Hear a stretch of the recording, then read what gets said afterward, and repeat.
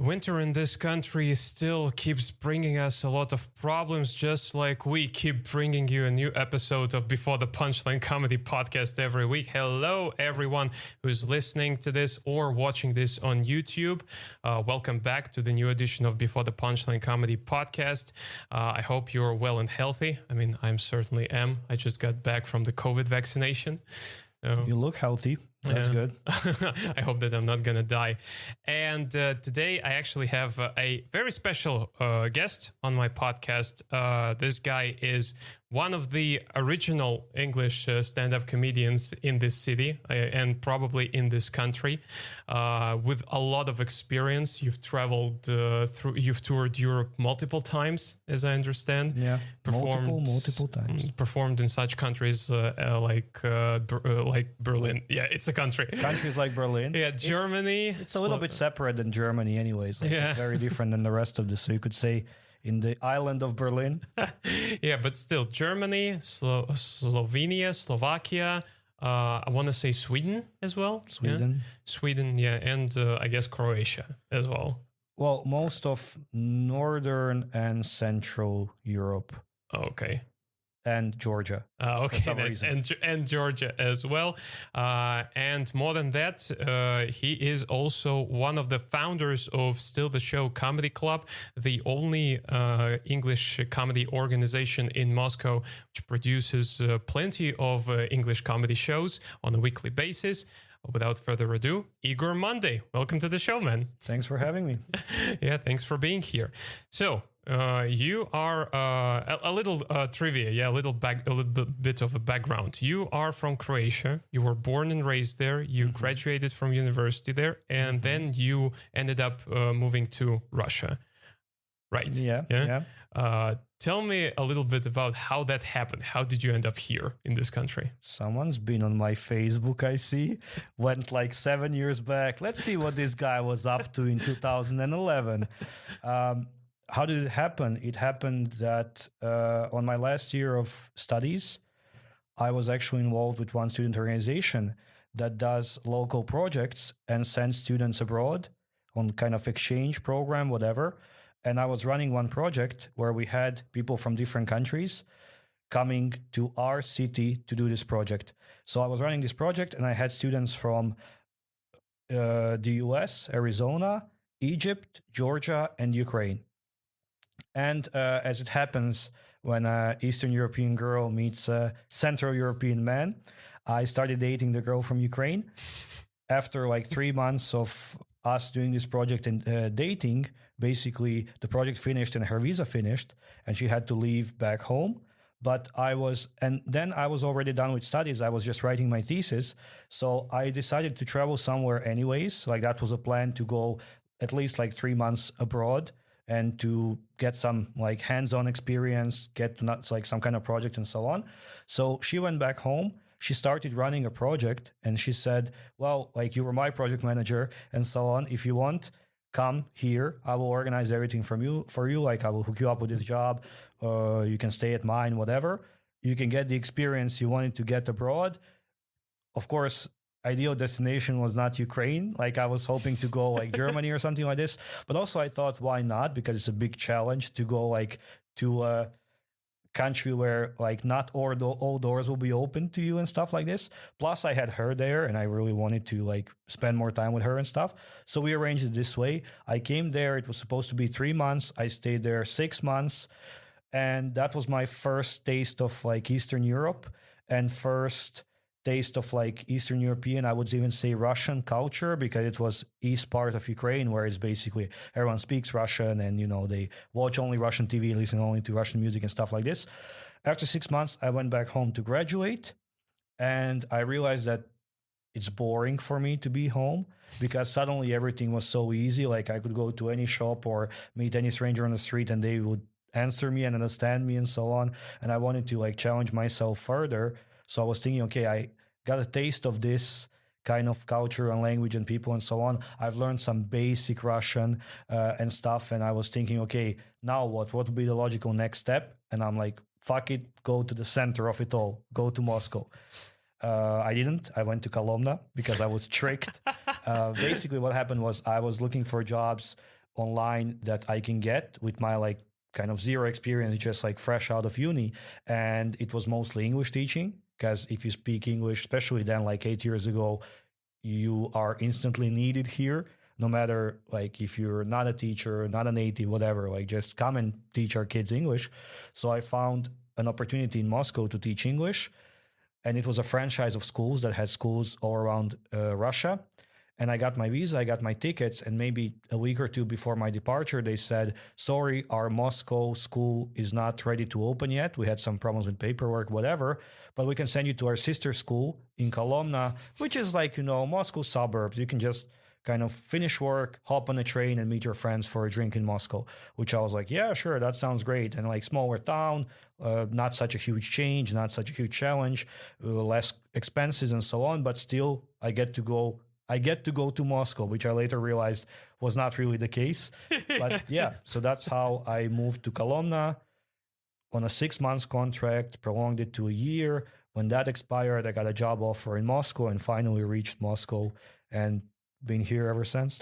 So, as I understand, the choice was Russia simply because you already got a little bit of a glimpse about the culture, about the language, and so on and so forth.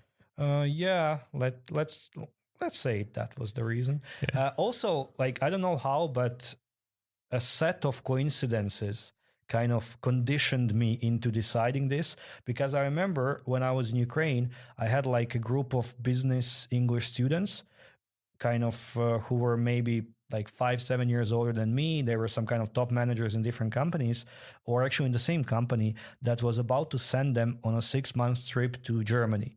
Some like business trip. So they were brushing up on their business English and so on. And at the end of this course, it was like a 3-month intensive course or something. At the end of this course, I tell them like, good luck on your business trip. I hope you enjoy Germany and so on. And they ask me like, and what about you? What's the plan? What's your next step? And I go like, I don't know. Maybe I'll go to Moscow.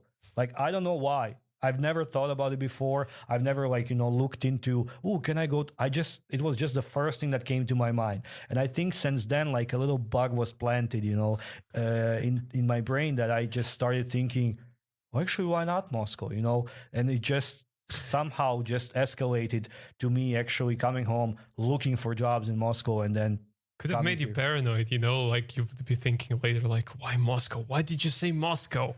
Why did my brain produce this word? I honestly, you know, like I'm afraid that if I said, oh yeah, my next step is, you know, going to the moon, maybe I would be working with Elon Musk now. I have no idea, but it just came so randomly. I mean, maybe it wasn't randomly. Maybe it was some subconscious, I don't know, because with that Ukrainian girlfriend, I watched like old Soviet movies and like saw Moscow in 70s. And I was like, wow, it's so big and huge. I don't know, maybe it was, the idea was always there. I just didn't know it, but somehow it came to the surface. And once I said the words and they became real, I started thinking, why not Moscow? Yeah. You know? Did your expectations about Moscow and Russian people in general, like, did they come true, or did you change your mind? Like, what were you surprised by what you saw here?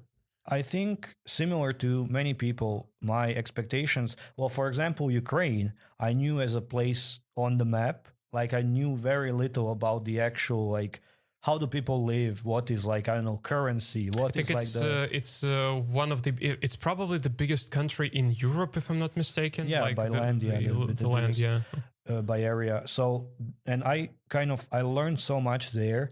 And then I thought I knew more about Russia because it's more, I mean, it's one of the kind of biggest countries, it's the biggest country in area and one of the strongest countries in, I don't know, like military, whatever, like history, culture, etc. And I thought I know a lot about Russia, but like many things, you know, it was like the thing that I was shown through like history books, through media, through like YouTube videos of like dash cams and people like parkouring on tops of buildings and things like this. So it's not like the real place where real people live. It's like an imaginary place that you can see on YouTube, So I had that kind of idea. And when I came here, I learned that it's like a real, it's a real place. It's not like an imaginary. I think it's same kind of. At the same time, when I moved here, one of my very good friends from back home moved to the States on this like work and travel program. And also a lot of things you have, a lot of ideas you have about, I don't know, New York or LA and so on comes only from movies and those kind of YouTubers that do pranks or whatever. You don't see how real people live in a real city that is New York or something like this. So I think in that regard, I just learned that it's like a real place, not just this kind of fairyland where people drink vodka and crash cars, And wrestle with bears and or beers as well. Yeah. Well, we've been doing a lot of beer wrestling here in this city, like at every corner. Wrestle with vodka. Yeah. But still, so you got here. Yeah, you got your job here, then you moved finally to Moscow. How did you get into stand-up? Because as I understand, the first experience that you got of stand-up wasn't back in Croatia. It was here in Russia, right? If you want to hear the full story about how I got into stand-up, listen to the Comedy Kiosk podcast. We will leave the link in the description. So basically what happened was I was into stand-up, I think, since maybe high school. I came across some like random Comedy Central clips that were back then shared on like CDs. Like you gather a bunch of funny clips and then someone burns it for you and then you come home and watch it, because that was, I think, before YouTube, or if YouTube was a thing, it was like you had to have really good internet and a lot of data to use it. 2005 was the year when YouTube was founded. So this was probably like 2003, maybe. Like before YouTube. Before YouTube, yeah. And then later on, I watched stuff like Russell Peters' clip on YouTube, things like Jeff Dunham, Jimmy Carr's like first specials and things like this. And I got really into comedy in general and stand-up as well. Not only stand-up, like I like different kind of stuff, like some kind of quiz shows, panel shows, whatever, but stand-up as well as a part of this whole love or passion, interest in comedy. But back then, back home, like there was, especially in my city, there was nothing happening. There was not even like an open mic or something. So I couldn't have tried even if I wanted to. I moved to Moscow, and this was one of the first things I started looking into, because I thought like a 16 million people city has to have some comedy, and it did, obviously in Russian, because this was 2013, when like Russian scene was 2 open mics a week and that's it. One of them was in Alibi. One of them in Alibi, run by Sietlov, yeah. And another one was in on Mendeleevskaya in Kukuy Pistoleti or something like. Yeah, there is such a place. Yeah, there was. It's not now. It's like something even like weirder. The name is even weirder. Anyways, and so I went to see it once just to see it, because I thought like maybe I'll understand. Like my Russian was not very great at that point, but I was like, okay, maybe I can at least like get a flavor of it. But the first, like, it was very low quality. It was like poorly organized, poor comics, and it was really hard for me to understand the actual jokes and to enjoy it. So I kind of gave up on it. Then on Facebook, I saw this advertisement for like Irish Week in Moscow. When Dylan Moran was brought to Moscow. It was Dara O'Brien. That year it was Dara O'Brien. Okay. And I went to see that, and I just experienced like a whole new dimension of stand-up for me, because all the clips and all the stuff I saw was like recorded and whatever, and this was live. And he did, I don't know, like maybe 40 minutes of crowd work and just banter, riffing with people and so on. And I was like, this is amazing. I definitely want to see more of this and maybe try it. And then again, on my Facebook, randomly, like event popped up. Like some of my friends clicked like interested. And that was before Facebook algorithms were all about like paid shit. So like actually you could see what's happening with your friends and whatever. So I just saw this like English open mic in Moscow. And I was like, can't be. I have to go and see this. Asked like 2 friends from work, 2 colleagues that were also foreigners. And I'm like, hey guys, if you don't have any plans this Friday, let's go see stand-up. They were like, oh, sure. Like, anyways, we can just sit in a bar, or we can sit in a bar and watch something. So why not? We went there maybe 2-3 times in a row, like 2-3 weeks in a row, because we met this community of foreigners and so on that we didn't know it existed before. And then one weekend, I just decided to try. I didn't tell them. I didn't tell anyone. I didn't invite anyone. I'm like, if I bomb, I bomb. Like, at least So you decided to go a very different path compared to Arun, who brought all of his friends to his first stand-up show. I mean, it's a good way of doing it, because you know that even if the audience doesn't get it, your friends will support you. But I wanted to go the other route because I didn't want to, lose face in front of my friends. Like if I go there for 5 minutes and I completely bomb or something. But luckily I had like performing experience. I had like public speaking experience due to like work and some other hobbies and so on. And I think I kind of, because of watching a lot of stand-up and so on, I knew what a joke is, like how it should sound and what should a punchline be. And I went on stage back in those days, like there was not a big demand for stage time and so on. So I was supposed to do 5, but I think I did closer to 10, like 8.5 or almost 9. Got laughs where I wanted them. Got kind of a chance to, tell a story from beginning till the end. Audience laughed, clapped, and so on. I came to the host afterwards. I was like, what do you think about the performance? And he was like, come tomorrow. It was like Friday evening. He was like, we have another open mic tomorrow. Come tomorrow, definitely. Do the same material. We don't have to write something new. We'll have different people there. Hopefully, come tomorrow. Continue doing this. Like, you have some potential. Yeah. And I think since that Friday, every Friday, if there is a show I can do, unless I have some other like obligations or whatever, I do it. So that was like, I tried it, it worked, and I was like, right, now let's do it. Do you remember the first ever joke that you've said on stage? I have a recording of my first set somewhere. I don't remember exactly what was the first joke, but I remember that most of it was, I'm a foreigner in Moscow. I guess like the typical material for foreigners. Yeah, it's like stand-up set 101. The first thing you do. So beta version. what's the deal with homeless people near metro, huh? This kind of stuff. So I remember it was something about this, like and metro people in Moscow, something like this. I have a very a more or less similar story to yours. How I found out about stand-up, because back in the day, we didn't have a thing that was called actually stand-up. We had comedy shows, and on the Russian comedy scene, the most popular type of comedy were sketches with 2 or more people on stage. Yeah, a kind of when you are bringing the anecdotes to reality, kind of like that. And we had such channel. We still do have such channel on television as TNT, and there was Comedy Club, the program, which was a total complete ripoff of the black comedy clubs from the 80s and 90s. Not that it's not racist, but just the vibe of those clubs, where like I remember like the first time I watched it, I saw Pavel Voля coming on stage, and he was like, of course he was like 25 years old back then. He was like, you look like shit. You look gay. Your mom is a whore. And everyone is laughing their asses off and stuff like that. I didn't get why it was funny even back then. And so I was watching this. And then when I was on the second course of university, I met my best friend there.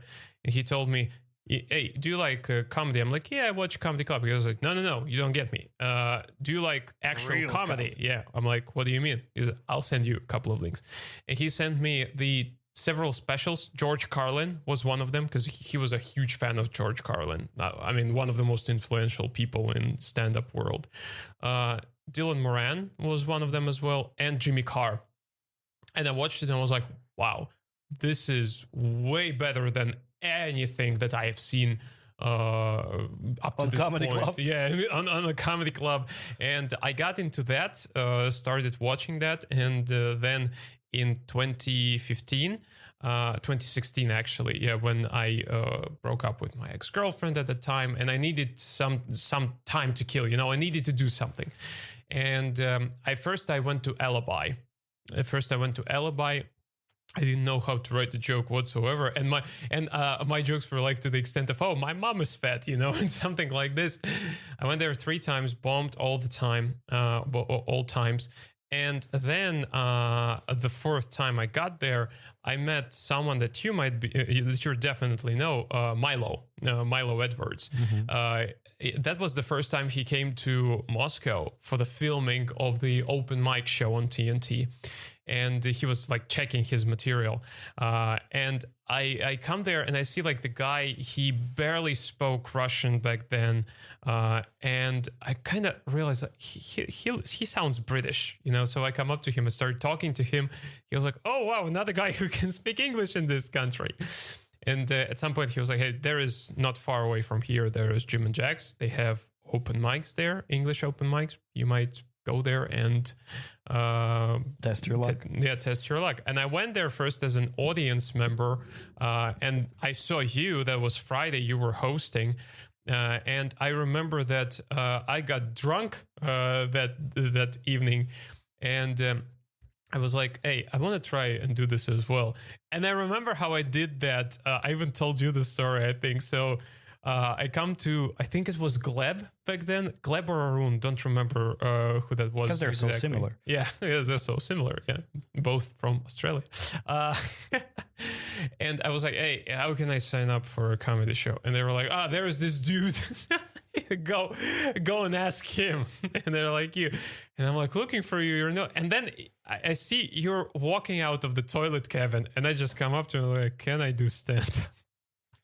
That's the first time that I met you and talked to you in person. I don't remember any of that. I mean, I do believe you. I just don't remember any of that because back in those days, like things were like that, like kind of chaotic, you know. The host shows up and then someone says, oh, there is a guy looking for you. He came here for 1 weekend from, I don't know, whatever, like part of the world, and he wants to do a set. I'm like, what does the guy look like? And they're like, I forgot already. And I'm like, I don't know who that is. You know, like it was kind of like that. And you kind of make a list of people on the spot, and you're trying to, someone says, oh, Andre wants to perform. I'm like, okay, cool. Wait, who the fuck is Andre? You know, like this, like, you know, and then I would literally, I remember back in those days, I would literally be like, our next performer is Kate. And I have no idea who's going to come because I don't know who Kate is. Someone told me like, put Kate on the list. I'm like, okay. So yeah, I don't remember the first time like you approached me for a spot, but I believe you because that's how things were done back then. Like just kind of show up, catch someone in the toilet, make them put you on the list. That's it. It's like, oh, so Andre wants to perform. Who's Andre? The guy, you know, he loves fat bitches. That's an inside joke. I mean, that Andre we all know. Yeah, that Andre we all know. So that's how you basically started doing stand-up here in Moscow, yeah? And back then, I didn't catch that period of time. Yeah, I wasn't there at the time. But I know that the organization that was kind of putting the events together was called Moscow Comedy Bar. Yeah, if I'm not mistaken. I think when you joined, it was already English Moscow Comedy. When I joined, yeah, but before me, that was that when was you joined. Moscow Comedy Bar, yeah. And the guy, all the guys who I talked to who were a part of that, obviously, like Nikolai, Arun, Gleb, they all say that Ivan brought it all together. Yeah, as I understand. Yeah, I mean, to be completely honest, I'm not that familiar with like the details of how they like launched that, because when I joined it, it was November 2014. I think for like 2 or 3 months they were already running shows kind of more or less regular. They had like a couple of venues where they did shows every week, and there was like a small amount of, let's call them, regulars. So that was, well, not actually small amount, but that was Ivan as a host and kind of main organizer, and Nikolai as well. And then there were like Chris, Steve, Dennis, Gleb, Andre, I don't know who else, like kind of, let's say 7, 8, 10 people who were dropping by almost every weekend, trying some new stuff or whatever. Adrian was already there. Arun, I think, started like a day before me, or like a weekend before me, something like this.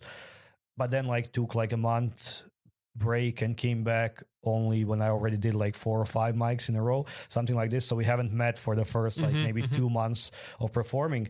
But yeah, as far as I know the story, Ivan really wanted to do stand-up in English. He found a place that has like empty room and empty chairs, and he was like, I'll do it until people find it and come. And then at some point Nikolai joined kind of to help him promote it, and that's how they got the Denis's organization, which was then like Denis and Hassan ran this anti-boring Moscow, and they did like parties for foreigners and English-speaking Russians. So they would just organize some like kind of let's meet in a park and drink, or let's meet in a cafe and play board games. But then when they heard about stand-up, and because Denis was really into stand-up, he was like, let's take them to stand-up. So that's why the room was always full, because they would organize it through that like anti-boring organization. And then when Hassan decided to open a bar, Denis was pitching like, we have this big crowd of people and we have this like regulars who perform stand-up. Let's just move stand-up into this bar. And it just all kind of came together. Mm-hmm. Okay, gotcha. I didn't know those details, so kind of pretty useful. Because I have an idea. Why I'm asking all of these questions, because I actually have an idea to make a small documentary movie about English stand-up in Russia. So hopefully, yeah, that would be. I think I talked about this with one guy that was there from the very beginning. I'm not sure you know him, but he was there from those like very early days, and he's into stand-up, he's into comedy, and he comes to the show still to this day and so on. And he was like, it would be so interesting to see like in, I don't know, 40 minutes, 1 hour, or whatever, kind of in a documentary, to interview some people, to show some old clips, to go to those places that used to be, you know, one bar and now it's a completely different thing, and to say like, oh my God, we used to perform in that corner and now it's like a sushi kitchen or whatever. And, you know, kind of to take this path like from day one, to visit many of these places are closed, many of these, you know, like to go down this like memory lane and history lane, and to revisit some places, some moments, like the highlights, and how it happened to be that now there is an actual scene, an actual club, an actual circuit of different cities and so on. So I think it's a great idea. Like if you have time and motivation to do it, go for it, because I would gladly participate and actually see the final result of it. Well, I'm planning to shoot it in summer, because summer gonna be much easier to get people together because of this fucking blizzard that we have outside right now. It's impossible to get out there. So yeah, we'll see what I can do about that. But back to the topic. Yes. So the first time that you got on stage, obviously, like you mentioned, you had experience in public speaking and so on and so forth. But a lot of people are very nervous the first time they get there. What went through your head when you went on stage for the first time? I don't think I was nervous, because I kind of did like risk management, you know. So first of all, I didn't invite my friends again, so not to have any, like not to be embarrassed. Like there was no one I really knew. Like I knew this couple of performers who I saw when I was just coming as an audience member, but I was like, okay, if I'm embarrassed myself, I just won't come back, and that's it. Like if I just completely, you know, like bomb and whatever. None of the audience members I knew or anything. There was a small crowd of maybe 20 people, something like this. I actually, as I said, like, and as you said, I felt comfortable on stage because for some years I was rapping back in Croatia, and we did some kind of gigs, and we, let's say, toured and stuff. So I knew how to be on stage and have like people's attention. I also teach, and I know how to speak to a group of people and see like who is a little bit bored, or when they kind of get down, I raise my voice and surprise them. Like I knew how to speak to people, how to keep attention, so I wasn't really nervous in the sense of like, you know, will I embarrass myself by, I don't know, knocking something over, or like stuttering or something like this. The only thing I was really interested in and I wanted to test is, am I funny? And can I get people laughing? And for many years, like even kind of back home, as I said, when we had no open mics or something, sometimes I would, I don't know, like walk around the city and see, I don't know, 2 pigeons doing something. And I'm like, pigeons, that'll be a good joke. But then like I had no chance to like write a joke and perform it because it just didn't exist anywhere. So I always thought that I can say funny things, but this was the first time I had a chance to see, well, what I consider funny. Will people pick up on that and laugh at that? So that's why it was like a big test for me. But so I was, if anything, I was like curious and interested. Like I was so hyped to get on stage, to tell my jokes and see do they work, that I didn't have time to be nervous. You know, it was more excitement than nerves. Like I was like, okay, like all this time, kind of thinking about comedy, preparing some little stupid little jokes in your mind. Let's go. Tell them the jokes. Let's see what happens. That's interesting. So you basically wanted to prove to yourself and to the people that you are funny. Not prove, but learn, like to see, am I funny? Like, that was the point, to understand, am I funny? I mean, I don't like, I think in group of friends and stuff, I was always, the joke cracking one and so on. But it's different, when you're just telling some or retelling some pop jokes or something like this. And when you write some material, people come there, sit facing the stage and expect you to make them laugh, and you make them laugh, So I was trying to see, is this something I can do? And from this first experience, well, but that room, like that audience was so forgiving. That was so, I mean, if I went on with that material today, I think I would have very, very different response, because back then it was just a novelty thing, like English comedy in Moscow. Oh, wow. It was yes. just like foreigner on stage. It was just like, oh yes, tell me about the metro. Like 8 years ago when no one. Now those jokes have been like chewed and spit out so many times that people would be like, and what? Like, yeah, homeless people, whatever. So I think back then I got away with it. Now I don't think I would get away with it, but still I got a response I wanted, which showed me that it's something I can do regularly. Okay, nice. How would you describe your style of comedy on stage when you are performing, not hosting? I don't think I have a style. I mean, like like there is kind of specific, let's say, types of stand-up, like deadpan or one-liners, or I don't know, like black humor or whatever, of storytelling and so on. I think like I'm a mix of everything. I tried doing my first set was mostly stories, but what I really wanted to do was one-liners. Like I really liked writing little like puns and wordplay and twists and so on. But then I learned it just doesn't work here because it's hard for people to follow and understand. And I think I kind of merged everything together. So some of my sets are stories. Some of my jokes are just like quick little like 1-2 punchline, this like setup punchline. Some of them are like, I don't know, some real experience. Some of them are some made up things that I think people might relate to and laugh at and so on. So I think I'm quite family friendly, and I think I'm quite broad.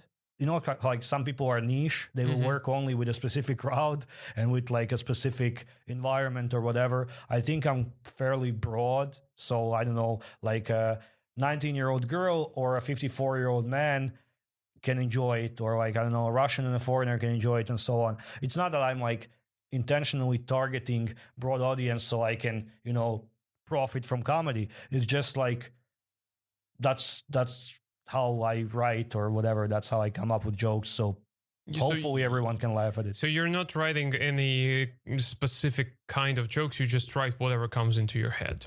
Yeah, I don't limit. I mean, I'm not saying to myself, I'm a storyteller. I need to write a story. If I have a story to tell, I'll tell a story. But then if I come up with 3 one-liners, next time I'll come and do 3 one-liners, How have you improved or rather maybe even changed or diversified your comedy throughout the years? Because obviously when you begin, it's way different from when you get to like 6-year experience. Yeah, I mean, that's the thing. Like, I don't think I did. I mean, I tried some things. I tried some specific things. Like I said, I tried doing one-liners for maybe 2-3 shows. Back then it was only open mics. And I realized that they just, like, there is, let's say, 30 people in the room, 3 natives and 3 fluent speakers who get the jokes. Because for one-liners, you really have to have a high level of proficiency, to understand the puns, the wordplay, the twists. True. And I just realized the audience here doesn't get it, because, or they get it like with a lag, they like translate it or explain it to themselves and so on. But the point of comedy is like delivery and like rhythm and so on. And I think, and there are many jokes that I've done in like maybe my first 3 months or 6 months of performing that I do to this day. I don't do them in that exact form, obviously. Like every time I do them, I try to change something, add something, test something new, like a new tag, new twist, just for me to be still interested in telling that joke, but also to maybe perfect it a bit and so on. But I would say that this type of jokes I came up with 6 years ago is this type of jokes I still come up with. Nice, interesting. Can you remember, because every single comedian has like very good and very bad shows. All of us have a lot of fun on stage. Sometimes we get into even sometimes trouble situations. Yeah. Can you remember of the worst situation that you've ever had on stage doing comedy, or one of the worst? I can remember the worst, but it wasn't on stage, but it was comedy related. Or do you want like on stage, like a real stand-up experience? Both could be fine, yeah. All right. So if we talk about the stand-up experience, like really kind of performing on stage, I think I had, as everyone had, like really, really hard gigs. Because back in the day, before we had a designated venue, like a stand-up club where we can do, and not only one, but, like now there are several stand-up clubs where you can come and do a show. And that's a place that's made for this. We performed in different bars and so on. Many times, like most of the people in the room had no idea what's happening and why it's happening, because they're not there for comedy. They're just there to eat something or whatever. Drink. So basically, we were bothering them. And people could be cold, people could be rude, people could be, negative towards, like, I'm here to eat my food, and someone, especially because it's in English as well, and most people just couldn't understand it, and they felt like, isolated or whatever because of this. So, like, many kind of cold rooms, hard rooms. I don't know, I think you were already performing when we did like Che Papa. Oh yeah, I remember that. So like, I think I can even guess what show you want to talk about. Well, I don't think I remember like one particular one as being a bad one, but I remember that sometimes it was really great when our crowd came to listen and so on. And sometimes when it was just mostly people trying to have dinner, and it was a small bar, it had no surround system. So we would take out like one speaker, connect a mic to that, put it on maximum volume so it can cover this whole room. And just from a corner of the room, suddenly, because waiters would never warn anyone that there will be a show, there was no poster on the entrance, nothing. So imagine like you come to a bar, and then suddenly in a foreign language, some weirdos in the corner start like making noise because who look like this. Yeah. So you couldn't like, and they try talking to you like, sir, are you enjoying your meal or whatever? Like, leave me the fuck alone, And so yeah, many like cold rooms, poorly organized and stuff like this. I can't remember like a single, like some kind of incident where I just kind of remember it as like a traumatic experience for me, But I can remember a comedy related, let's call it a gig. It wasn't a show, it was a gig. Basically what happened was there was a maybe 12-year-old kid that had a birthday party. And for this birthday party, the parents of this kid rented out a bar where we used to do stand-up. So smell a disaster. They were looking for entertainment, and this kid went to like a private British school or something. So they all, to some extent, spoke English. All the kids, like it was classmates that were friends of this kid. Obviously, like when you go to school, that's all your only friends. Yeah. So the parents really wanted entertainment in English. So they got like, I think something like a magician or clown, whatever, like, they got something else like karaoke, I think, in English. And then this venue, because we did some shows there, they were like, we have guys here doing stand-up. And they were like, wow, that's great. Because that's when stand-up, that was, I think, maybe first season of this TNT open mic and so on. It was huge. Everyone was like, stand up. Like, and these people are like, oh, we want stand-up too for our kid. So they booked me for like an hour, let's say, workshop to talk to kids, to crack some jokes, to tell them what stand-up is, and to like write jokes together, something like this, like an hour of entertainment, But it wasn't supposed to be like a performance where I would just for 1 hour, because they're kids, they can't like focus and stuff. But like together we would do something like animated comedy. I was like, okay, sounds cool, very good money for like an hour of work. I mean, hardest hour of my life. Like first 10 minutes, you can't get them to sit still. It was something like 25 kids who just, first of all, don't want this. They want cake, they want balloons, they want music. They don't want to talk about comedy. Then you try to like, okay, who can tell me a joke that you've heard from your friend, something. And I expect it's going to be something like, oh, yesterday I met my friend Peter and he farted, haha, because they're kids. But no, it was so literally one kid went like, what's the difference between like my granny and Jesus? I'm like, no. And he's like, Jesus didn't stay dead. Something like that. Like really, it was something like in the lines of this. And I was like, what? Because I completely like, I didn't have, because I have like small nieces and nephews and cousins and stuff back home. But since I moved here, I have no exposure to kids, And when we were kids, things were very like now with YouTube, with Instagram, with TikTok, with Google, they're like little adults, they're not like childish. They're like little grown-ups. And they were really like, and they were like this. They were like, tell us some dirty jokes. Mm-hmm. I'm like, your parents are right there. They were like, no, tell us some dirty jokes about dicks. Oh, I was like, what? And like, and then like, if you don't, and also they were like kids from privileged families, so they were a bit like, entertain us. So I was like, well, I don't know. I didn't prepare. And they're like, okay, then. And they take out their phone and start playing on their phone. And then the parents look at me like, what? We're paying you to amuse them, entertain them, but they're on their phones. And I'm like, guys, let's think of something new. Like, I think in that 1 hour, I spent like energy I usually spend in a week or in a month. And it was so draining. It was so, I would say, like humiliating. I felt like a clown that was paid to keep kids busy, but I was not in any way equipped to do it because I'm not like, a teacher and like an educator or whatever. Mm-hmm. I'm like a comedian. So, and also I think what I understood they want and what they really wanted was quite different. And in the end, it was just like painful for everyone involved. Wow. That I think around like 40 minutes, I was like, so is that it? And I think the parents and like the main animator, the main like event organizer of this, they were like, yeah, let kids go with cake, like let them go. And I was like, thank God. Yeah.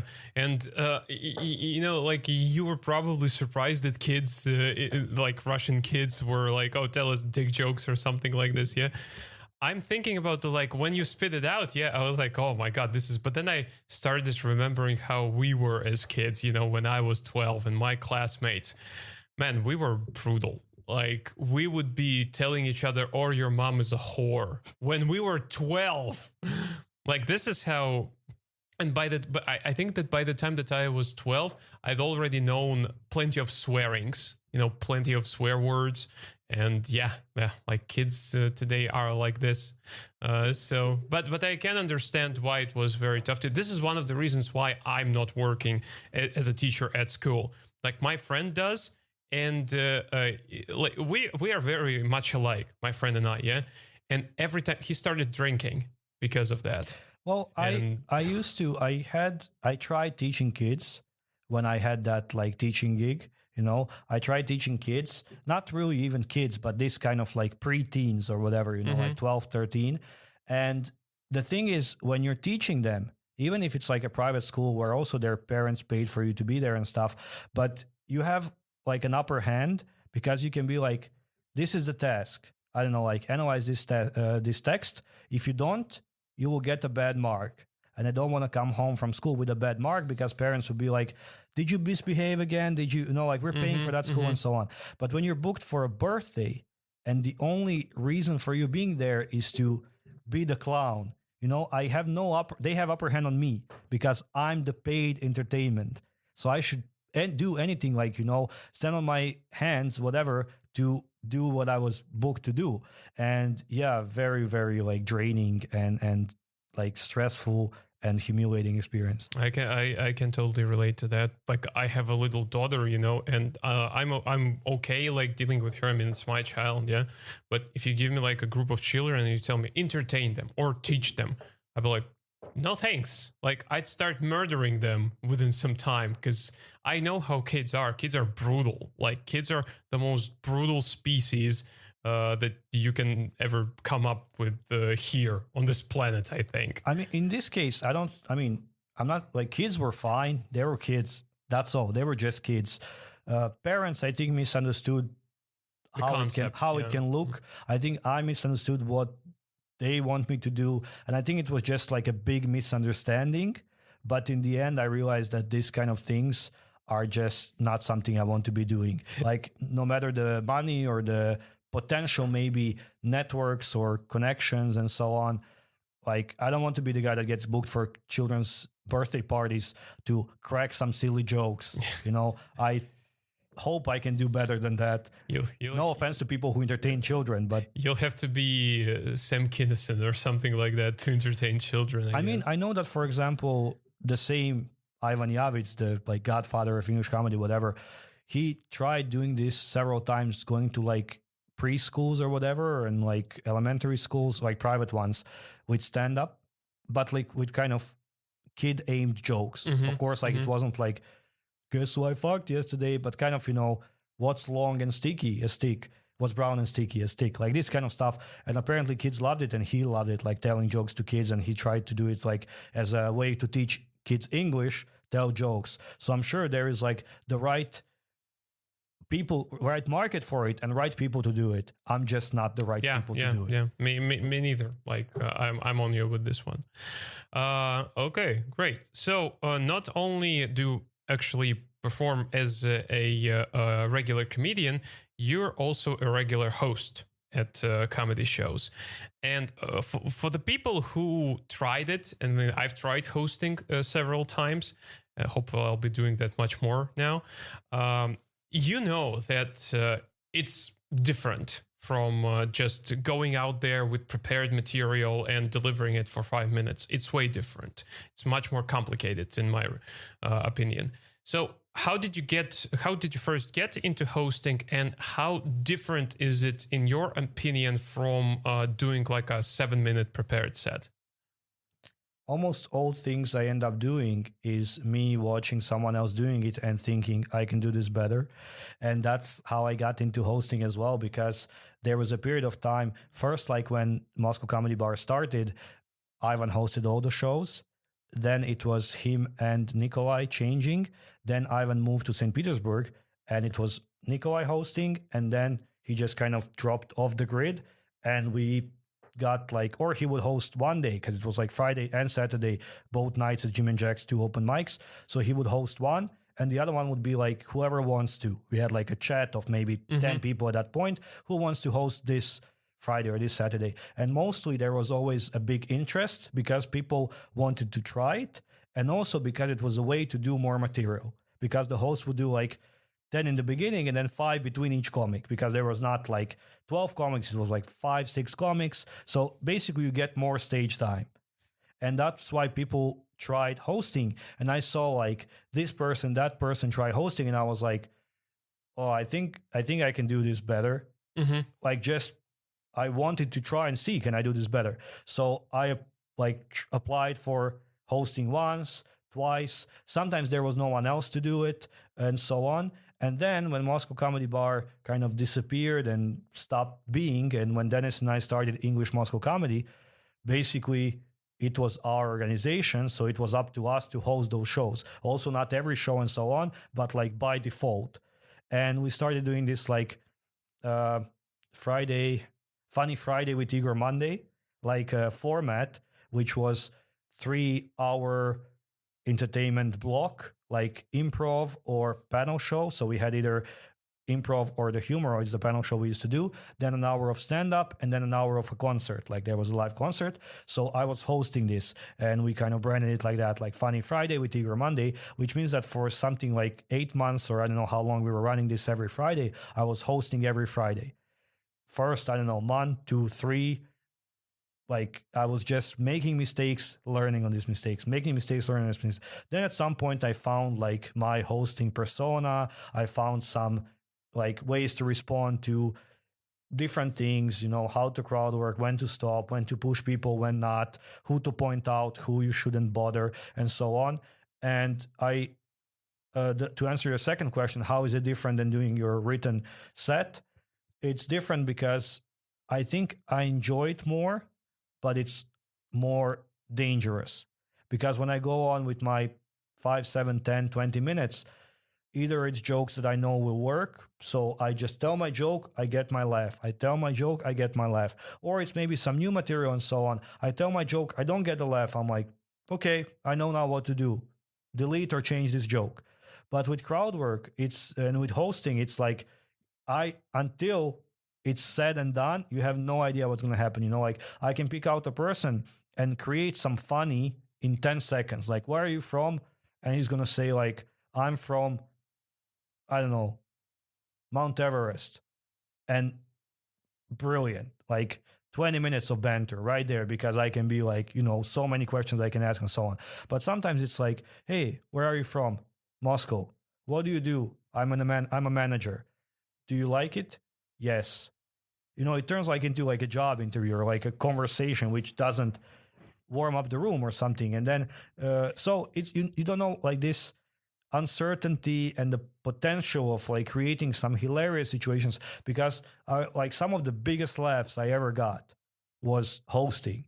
And like I have luckily some of those bits on camera and stuff, because it's just, and also I think for the room, when it's like they say something funny and then I answer with something funnier, they appreciate that with like, wow, they just came up with this together, and not like when I'm reciting a joke, So, but sometimes like if I host too much, I miss doing a set, because I get too much into this, like I should talk to people mode, that I forget how is it to have a limited time and doing your set in that, like, I only have 10 minutes. I shouldn't be like, hey, sir, where are you from? No, just tell your fucking jokes.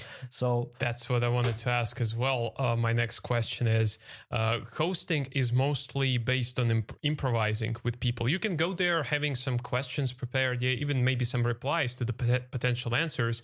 That's how I did my first couple of hostings. But essentially, it's all improv. Yeah, mostly it's improv.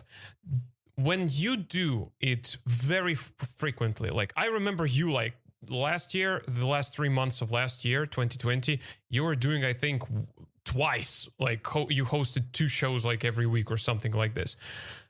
Does it eventually hurt your writing skills, as if not improvising but actually writing a joke, or it's like okay for you? I don't think it like overlaps. Those things are not mutually exclusive. I think the more you host, the more it will become like a muscle memory, like a reflex thing, that if like it's faster for you to come up with an answer to their prompt, to the setup they provide and so on. You become like quicker, wittier, and whatever.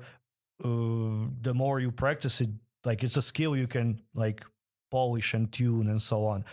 But I don't think that this skill takes away from your like writing skills or like telling jokes. You can get distracted easier, because like if you want to tell a joke about metro, you can say, clap if you use metro, and then someone claps, and you should go with, I was in the metro yesterday, right? Go with your joke. But instead of that, you should go, oh, really, sir? Like, how often do you kind of go into that thing you shouldn't be wasting your time on?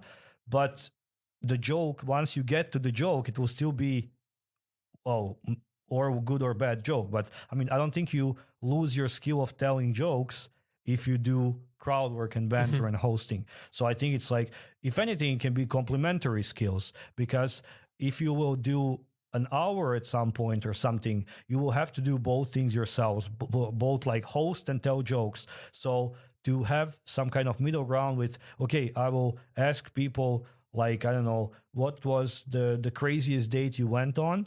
They will tell me something, we will banter for 2-3 minutes, and then I will tell them my joke about the bad date. So it's like just a little segue introduction into my joke. So you can combine both like crowd work and written material. So I think it like complements each other. I don't think it like, takes from each other.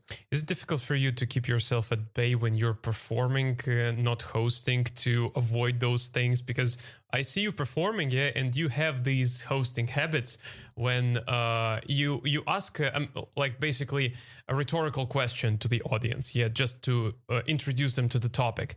And like you said, usually you then go on with your joke, yeah, but you pretty often you catch a person, you pick out a person who does something different, you know, who stands out from all the crowd. Maybe he clapped in a different way, or they said something, yeah, or something like this. Is it difficult for you to keep yourself at bay when you know that you have limited time on stage from doing that? It really depends on the purpose of, you know, like what did I come there to do? If I came there to test new 10 and I want to test these jokes, I'll just do my jokes. If I came there just to, you know, fill up a spot or just to have fun, then I'm okay with spending my 10 minutes talking to people, even if it's like a 10-minute, you know, I'm not hosting that show. I think very useful and beneficial experience for me was when we went on a tour last year, like the niece of Ali Weinstein, Yeah. and me to like Northern Europe, because what we did is, since she hosts shows in St. Petersburg regularly and two of us here, we had like three hosts, three capable hosts. So what we did is each show was hosted by a different person. So one hosts, one opens, one headlines. Next time other hosts. So we rotated like this, which means that when you're a host, you do both hosting duties, like the admin, the crowd work, and the material. When you have a spot, you do spot. You don't do like, if you need it, or if someone says something, you can answer and so on. But in general, you don't do these things. So we've practiced in those like 2 weeks, 12 shows in a row or something, this to that extent that I knew that if I'm doing a spot, I'm doing a spot. If I'm hosting, I'm hosting. And I think after this, it's much easier for me to draw this line, you know, to find this like border between those things. Before that, I think I would often, even subconsciously, like step over that line. I'm like, I know I should do a set, but now I spend 4 minutes talking to a person in the front row. But since then, I think I kind of, especially if it's a paid show and so on, so people didn't come, maybe people didn't pay to see 1 hour and a half someone talking to them. You know, it's like, I guess Lee Mack has this brilliant joke that I love. It's kind of, I come to a concert of Robbie Williams, and he's like, come on, people, you know this one, sing with me. And he's like, yeah, I know this one, but I paid you to sing, motherfucker. Like, I can sing at home. You know, like that's kind of this. So people didn't pay to see 1 hour of me talking to them, but just to warm them up, but then tell me some jokes. So I know like my place, you know, in the lineup. If I'm a host, I'm a host. If I'm a performer, I'm a performer. So I see this distinction much clearer, I think, now since last year. Yeah. You mentioned going on a tour, and obviously you've done multiple of them throughout the years. And this, in my opinion, opens you up to seeing how different the people are, how different the approach to comedy is in different countries, yeah? And what kind of humor is more relevant in what country, yeah? So if we take Russian humor and Russian audience as the basis, yeah, what other European countries that you've performed in are close to like Russian style of comedy, Russian style of humor? Hard question, because I think the shows that we went with, they were like broad audience tailored, because we knew that we're going to different places, and that in those places we want, like when we did a show in Berlin, we didn't have a room of like 80 Germans. We had a room of 10 Germans and 70 other people, you know? So you don't know, will they be, I don't know, like Indian, Filipino, I don't know, Ethiopian, Argentinian, fluent or not, you know? So that's why we didn't really consider or even see this, because, for example, in Prague, which is like a Slavic country, and in many ways, like, you know, they're Slavs and they have the same or similar mentality as both like Croatians and Russians and so on.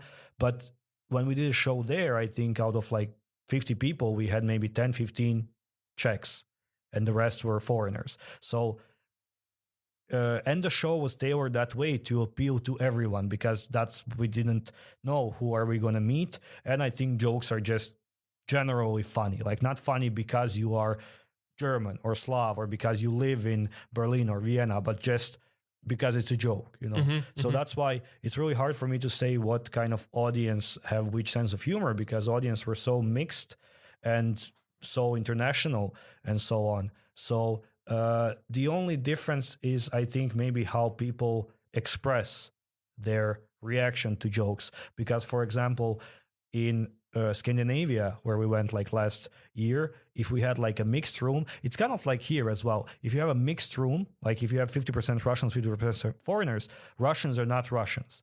Like they're different. But if you have 80% Russians, Russians are more Russian. I mean, in their approach, like they would appreciate the joke by being like, "Oh, that's a good joke. Let me clap." But if it's like foreigners and everyone laughs, then they all like also like laugh, In Scandinavia, people are like reserved by nature. That's how they are, So the same thing, like you tell a joke and they're like, "Yes, I appreciate this and it is funny." This is their reaction. I mean, like, but it's not, they don't like hate you or something. They're genuine. They're laughing on the inside. They have this thing like, yes, I'm laughing on the inside. Like really. So if we had in some places, like some less international places where we went, we had, let's say 60% locals, it's immediately a difference than when we had like 50-50.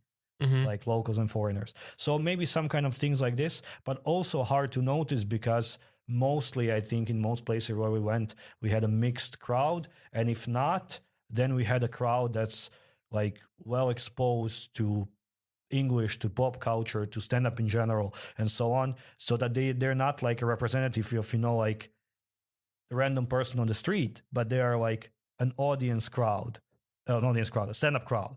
So they know what a joke is, what a setup is, when to laugh, and so on. So if you like culturally, I can't say that, these people laugh at this and these ones will never laugh at this.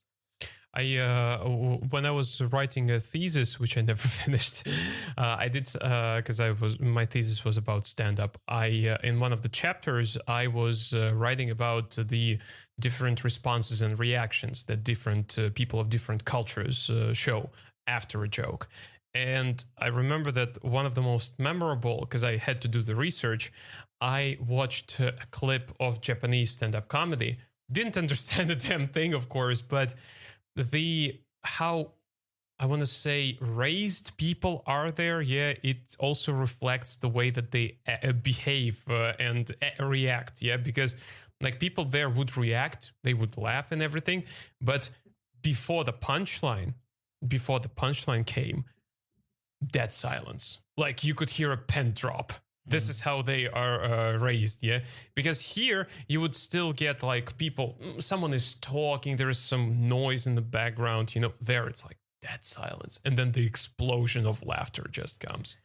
This is, I think, a difference. Oleg has a joke, which, like, a little kind of crowd work thing or whatever, like, hosting thing, that he's like, when people, even when it's a paid show, when people come here, when Russians come here, they're like, where can we sit in the back?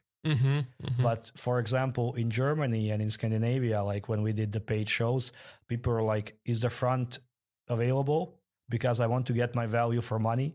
Like I paid to be here. I want to get the front row experience, not the somewhere in the back row experience. But here it's like people are kind of, I'm not sure about my English, or maybe I'm here with my girlfriend and don't want to be embarrassed, or I don't know, like I just want to drink in the dark, put me as far away from the stage as possible.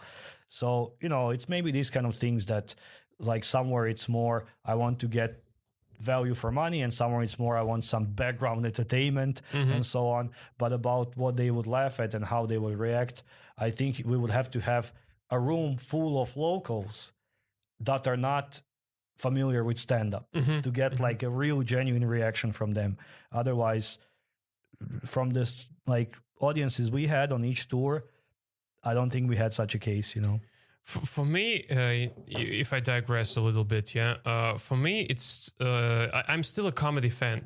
I like listening to the comedians and how they perform, watching them. And to me, one of the most, shocking thing still in my brain is when I take part like in paid shows, like for example last Saturday, yeah, and I go on stage, and then I realize that these people paid the money to see me. Not me, like not me maybe as a person, they don't know who I am, but me as a comedian, you know. And it's such a freaking weird thing for me up to this day, you know, because whenever I would go to a comedy show or to a concert, yeah, I'm like, I'll be thinking like, should I pay for this? Should I not? You know, like, and stuff like that. And then when I do, I like to be in the front, you know, maybe to get some interaction with someone. And now, like, I'm on the other side of this, and it's still up to this day, it feels very weird to me. I think it's also, if we charged, I don't know, like 2,000 rubles for a ticket for 4 people who like mean nothing to you, you know, it's not like people you can find on YouTube or you see on TV, then people wouldn't risk it. But since it's very affordable, I would say for Moscow prices, most of our tickets are like less than 1 beer or something like this, like, you know, like a price of 1 burger or whatever. Then people are like, oh, let's go and see. Either I'll like laugh and it was going to be great, or I kind of lost nothing. So that's why they're more willing to, you know, risk it with unknown comics, unknown faces. But I think still we provide really good value for money. And that's why I think like, and some people like really, really value this. Like they would come, and they would come repeatedly and sit in the front row, because they're like, I want to be here and I want to get the first-hand experience. If he talks to someone, I hope he talks to me, you know. But some people, if they're their first time and they're maybe timid, you know, like a little bit shy, whatever, they'll be like, oh, put me somewhere in the corner so no one bothers me. Yeah, okay. I think that final thing that I wanted to discuss with you, but it's a very important one for me, and this is one of the reasons why I was actually excited to get you on the podcast, is because, like I mentioned at the beginning, you are one of the founders of Still the Show Comedy Club. It's an organization, but at the same time, now it's a physical club. Like for the first time, there is an actual physical English comedy club in Moscow. So let's start from the beginning. Yeah. How did that even become a thing? How did that even become a thing? Like a physical club? You mean how did we actually do it, or how did we decide to do it? How did you decide to do it, and how did you do it? We decided to do it. I think it was always an idea and a wish and let's say a dream, or like an end goal. And especially it became a necessity as well, because we realized that as long as we are guests in someone's house, you know, we will always be secondary there. So no matter how many bars we changed and venues we changed, it's never the thing that is the purpose of this place, right? So if it's like an expat bar, the purpose is to, I don't know, earn money on parties or something. If it's, craft beer place, the purpose is to sell craft. Like it always has like a mission. The place has like a mission and vision, and we are there just as an addition. While it's available, you know. And we had these situations where we're doing regular shows, I don't know, Friday and Saturday in a place, and we bring them like 50, 60 people every weekend. But then someone says like, oh, my friend has a birthday, so this Friday I'm canceling your show because I want to. And they can. It's their place. It's their bar. But we would always be secondary, and there was always limits to what we can do. You know, like how often we can schedule shows, how much we can charge, how we can promote it, how we can, if we have shows, because during some periods, like with English Moscow Comedy, we had 5 shows a week in 5 different venues. And sometimes we had 2 shows at the same time in 2 different places, like one in Mojo, one in Shepapa, like at the same time, or Shepapa and Jim and Jack's, I think, something like this. So it was confusing for people. Like, okay, on Wednesday I went to Kievskaya metro station to see a show in English by these same people, by the same organization. I'll go on Saturday as well. So then Saturdays on Paveletskaya, on different, like it was hard for people to like come back, to remember the place. It was hard to promote it and such. So it had like a limit, right? And at some point, the potential, what we wanted to do and what we could do overgrew that limit, because the venues like could get us what they could get us, but we needed and wanted more. Then what happened was we started, of course, like actively thinking about this, considering this. And then we went on this tour last year where we saw how it's done in a few other cities in Europe. And basically, how it's done is either you get some like initial capital investment and open like a small business, right? Like some clubs opened here, but it's not like, for example, stand-up store with like TV money and so on. So you have like they wanted a place where their comics can practice their jokes and earn some money before they go on TV with that, right? But let's say kind of independent, like underground comedy clubs are usually not an independent business, but like a part of something else, like a cluster of bars or, like a room in a hotel or something like this. And we saw this and we were like, why don't we find the same in Moscow? Why don't we try to find a room that's available where also we can have some kind of partnership with an existing venue or whatever, where like we don't have to worry about food and drinks and staff and all this kind of stuff. We can do the events, we can do the program, and someone will do the service. And luckily, we found the place we found, which is like a cluster of bars, right? So they provide the service in our room, and we run the comedy program there, and we have full control over this, and we put shows now every day in 3 different languages, and we can, if we want, on Saturday prime time start at 9 or at midnight or whatever, if we want it to be stand-up or improv or just one man talking out of his belly button, like whatever. No one can be like, oh, but people just came here to eat. No, they didn't. If they're there, they came for the comedy, because that's the only thing that happens in that room, and that's what we invite people to come and do in that room and to come and see in that room. So it was a necessity, and luckily it came to life just by like persistence. And we went to see, I think, maybe 30 places in Moscow. I remember we opened maps, like Google Maps, Yandex Maps, whatever, wrote bar in the search and went like bar to bar to see which bar has maybe a stage, separate room, I don't know, like a little basement they're not using, something like this, to offer them some kind of cooperation. Or like an independent venue. We saw some like kind of empty rooms as well, like, independent venues where we could just launch our own business. We saw a place in Profsayuz, this like also cluster of bars, whatever. Yeah. So that was like one separate room as well. And so there were many different options, and just kind of game of numbers. We went to see enough for one of them to work out to mutual benefits. And ironically, the place is actually right next to the bar where you used to organize shows before. Well, ironically, but also luckily, because we already had some like contacts and we knew people there. And also, I'm not sure that we would ever go and check out this place if we didn't know it from before. What happened was we were going to check out places around the city. It was winter. It was last year, maybe end of February or something, when we came back from the tour. So it was not as now like -18, but it was, let's say, -5 or -10. We walked for 2 or 3 hours around the center, checking different bars. And then we said, okay, we're done for today. Let's go grab a beer there, because this is a place we knew. Mm-hmm. So if we didn't know this place because we performed there before, probably we would just end up in some like, I don't know, McDonald's or something. So it was kind of a lucky coincidence that we knew this place to go there and grab a beer there, and then notice like a possibility to cooperate with them. Mm-hmm. Okay, nice.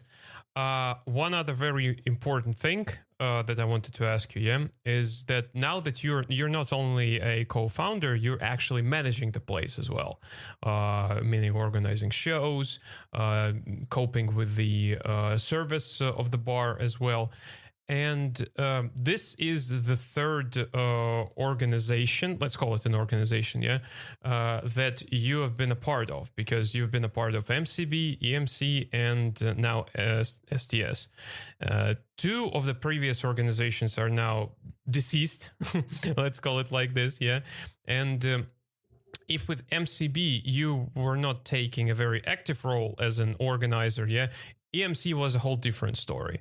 And obviously, I guess it's no secret that there were plenty of mistakes done while running EMC, which led to its eventual demise. What if you can pinpoint the most important, the biggest mistakes that you made while running EMC, and what are you doing right now in order to avoid them with the STS? Well, EMC, English Moscow Comedy, was created out of necessity because Moscow Comedy Bar, as I said, like Ivan moved to St. Petersburg and Nikolai just wasn't present. I don't remember exactly what was the reason. I think he just got married and got a kid or maybe something like this. I don't remember exactly what was the thing, but maybe last 2-3 months of Moscow Comedy Bar, it was basically ran by Dennis, who was then the art director of Jim and Jack's. So it was his job to put on events, right? So that's why he took over that part. Me and Gleb as like two hosts. Mm-hmm. So let's say like he would say, we have a show on Friday, and one of us would come and host that show on Friday. So we were like indirectly organizing.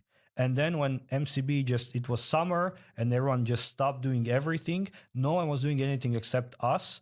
We just said, well, if it's just us doing things, then why don't we do it how we want it, like with a fresh start, with a new organization and so on.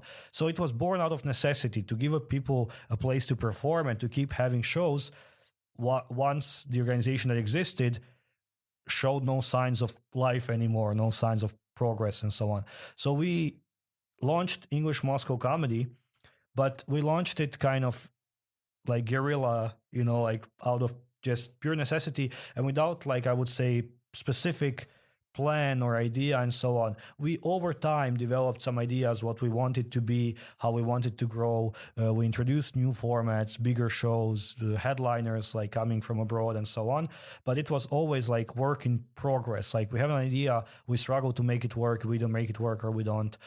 We had a lot of like conflicts with some venues, with some specific people that didn't see eye to eye. We had conflicts between us as well because we were two people running an organization for the same reason, but also for different reasons. So, and basically at some point it was Dennis and I running it. Then at some point Lesia joined us as a volunteer to help us out, and Oleg joined us as kind of a third, let's say, manager or whatever, and because he introduced us to the venue where we moved our shows, and he was the one in touch with that venue director and so on. So he also started helping us bring people abroad because he's done Fringe like 3 years in a row and met a lot of people, networked a lot and so on. So basically it became a thing that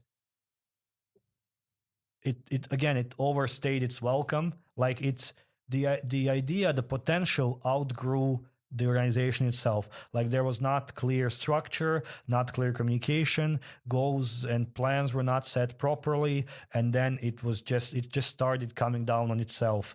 With Steal the Show, before we launched it, we kind of talked like, why are we doing this? What do we want to do with this?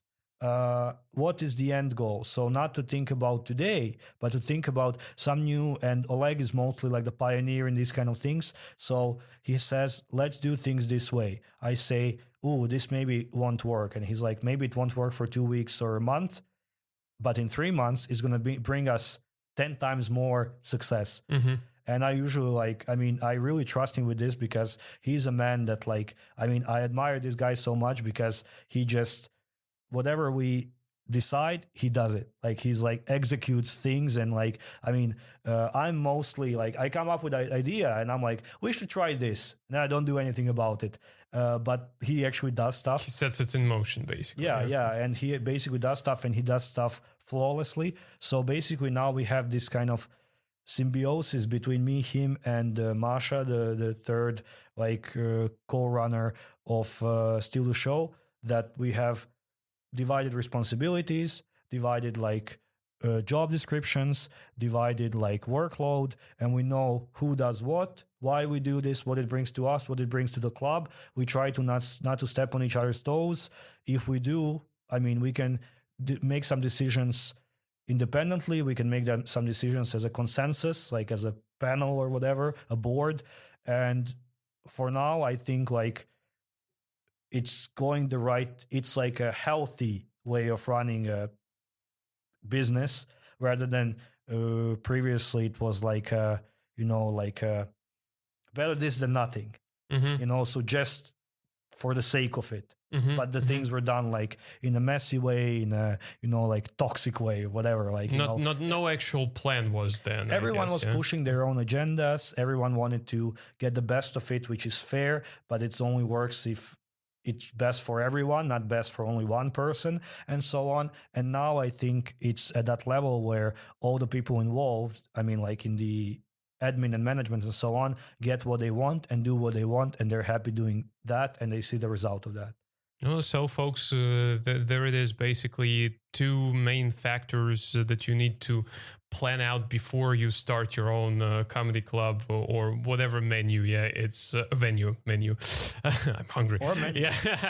Yeah, venue. It's have a management plan, a particular direction where you want to go, and put away the human factor. I guess that's what leads to the demise of a lot of things. The human factor is great, but when it's healthy. Yeah. I mean, like, it's like a relationship, like communicate things, make sure you want the same things, because if 3 years into a relationship, one partner is like, so what about kids? And the other one is like, what? I don't want kids. Like, what did you spend 3 years on if you just can't agree on, like the end goal of that relationship? So it's same like this, like, if for me it's just like a funny little hobby I want to do for fun, but for another person it's like something they want to turn into a business and like their life's work, then we're gonna argue and not see eye to eye because the responsibility level is different and so on.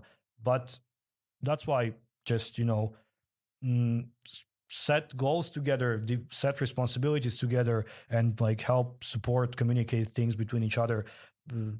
The only way to work, I think, and do your part of work, and commit. Truer words could not have been spoken better. And one last thing that I wanted to ask you, it's a typical question that I ask everyone who comes here.